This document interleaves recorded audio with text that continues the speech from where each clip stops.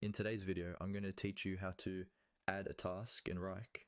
We'll walk through a simple, clear process so you can quickly create tasks and keep your work organized. Even if you're new to Wrike, by the end of this video, you'll feel comfortable adding tasks on your own. First, make sure you're in the correct place inside your Wrike workspace. Go to the folder, project, or space where you want this new task to live. This is important because it helps you keep related tasks grouped together and makes them easier to find later. Many teams organize work by project or client, so choose the location that makes the most sense for you and your workflow. Once you're in the right folder or project, look for the option to add a new item. In the table view or task list, you'll see a small plus icon, often labeled plus item or something similar. This button is Wrike's way of letting you quickly create something new without opening a separate screen.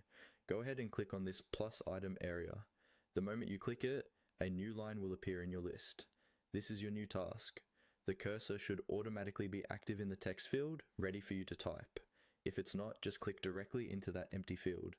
Now type in the task name. Think of the task name as a clear, short description of what needs to be done. Instead of something vague like update, try using a more specific title, such as Update Q2 Marketing Report, or Review Design Mockups for Homepage. A good task name makes it easier for you and for your teammates to understand the work at a glance without needing to open the task every time. Take a moment to make the title descriptive but not too long.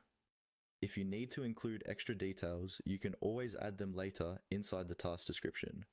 For now, the goal is to give the task a strong, meaningful name, so it's easy to identify in lists and reports. When you're done typing the task name, press enter or click outside the field. Wrike will save it automatically, and your new task is now part of the project or folder you selected. That's all you need to do to